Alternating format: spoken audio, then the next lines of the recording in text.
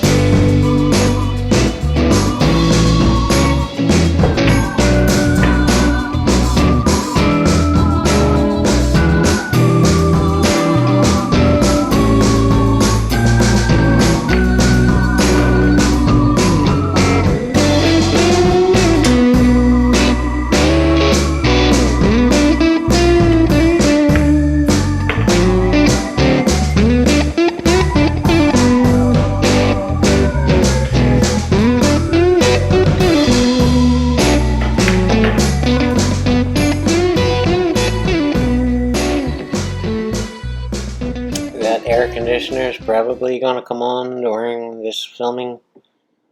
If it does, we'll just have to pause for a second and resume. I'll have to resume in 20 minutes, and you'll have to resume. It'll go by just like that, just a poof.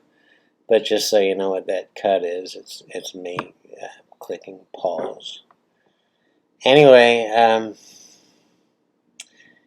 in the name of perfection, which I suppose we should all strive for in the beginning, we're very reluctant to change the image we have in our mind of the perfect run out. So while I know where I want the cue ball to be on every one of these balls before I shoot the one ball, it doesn't always go perfect. And that's going to have to mean that you're going to have to change your plan a few times during the run out. And quit being so stubborn about it. It's just part of the game. So I want to get straight in on this too. Just to draw back a little bit. I don't want to draw back to straight in on the 3 because I need an angle on the 3 to get back on the right angle on this 4 to get up on this 5. And as... Well, let's just take it one step at a time. You can say I went long on the 2. And that brings up a whole nother issue about the 5 and the 6 ball, which I'm going to try to explain without confusing you in the process of what's happening in this video as we pause and take a good look at the table. Do you see that spot I'm pointing to right on the rail? Well, you probably would have never noticed it if I didn't point it out. But this is the angle I'm wanting after shooting the 6 ball. This is the angle coming off this rail and going into that spot on the rail is how I want to shoot the 6 ball. From this position, 2 rails to spin it out, down to this angle and bounce off this rail for a shot on the 7. Because the 6 to the 7 is the key shot in this rack. If you make that, you're out. you're an advanced player. If you get on the 7 ball correctly, it's just 7, 8, and 9. It ain't no big deal. So that's what I'm keying in on. And so let's go down and take a closer look at the 6 ball.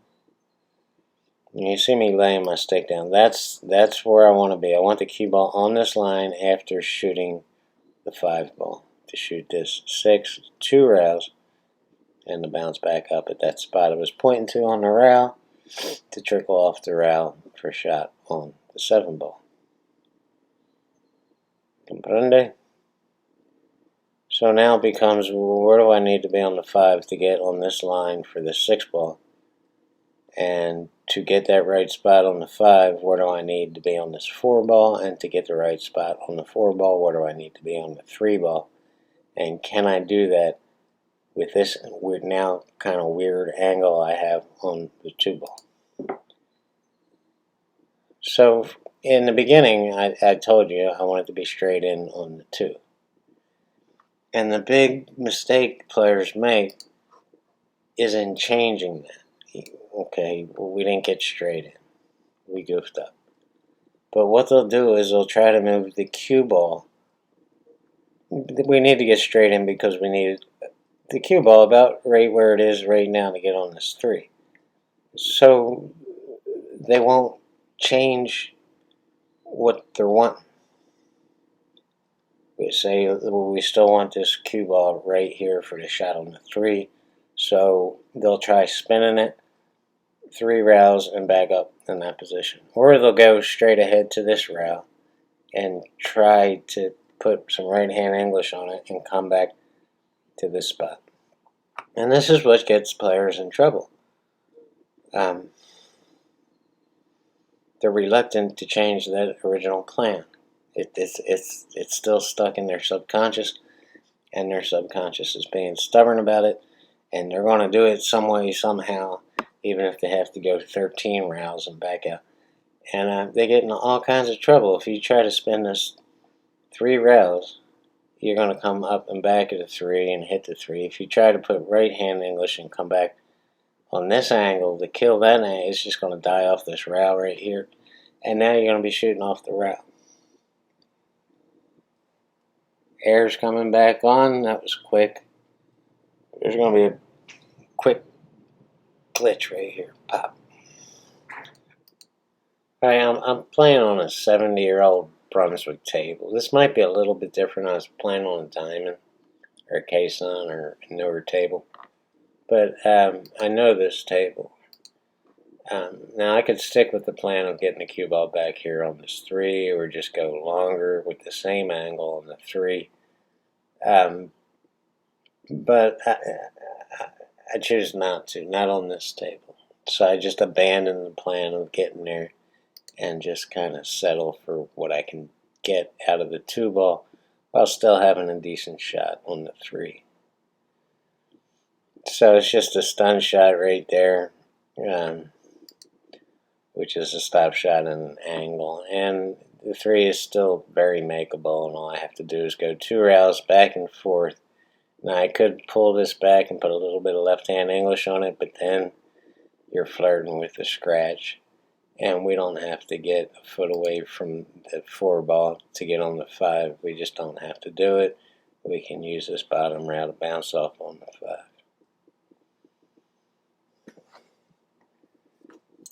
So yeah, we're taking a long shot on the 4. And here's where I start abandoning that 2 rail shot on the 6 to get back here on the 7.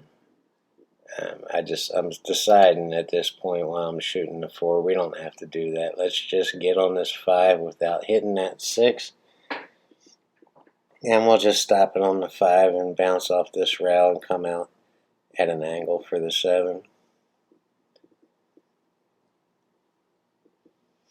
We don't have to get straight in on the 7. In fact, you don't want to be straight in on the 7. Now, this isn't a perfect 3 ball out. This is still an easy cut. The cue ball is going to get away from us a little bit and come back up table or down table for a cut shot on the 9 or the 8. But it's no big deal. The problem here is I got on the rail. And nobody wants to shoot off the rail, but we have to put top on this ball anyway to get on the 9. Just straight top. No left, no right. Just let the rail and the cue ball do what they do naturally and just bounce out for this 9 ball. And we don't want to be on this rail either when shooting the 9. We need, at least an inch or two off the rail.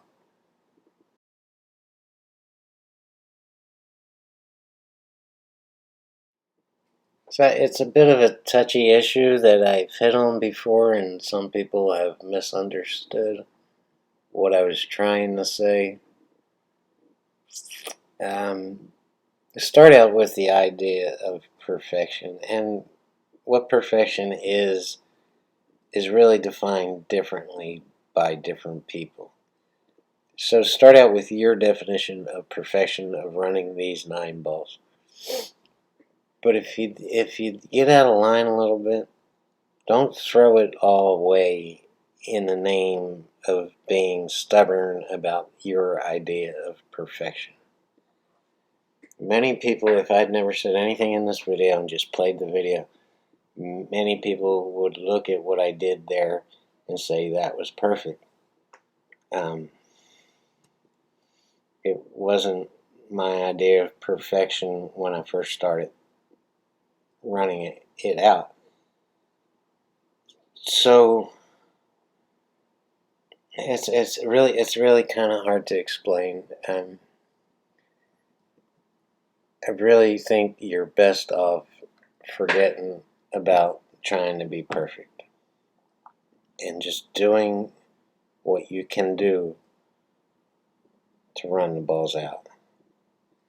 Even though you don't think it's perfect, everybody who watches you play is going to think you're perfect if you don't say anything. So let them define it. And you just do your job and run the balls out. Don't get out of line and just cut the cue ball loose and then aim to do what you have to do to get what you think is perfect.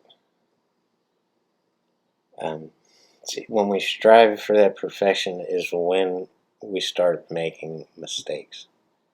Big mistakes, costly mistakes.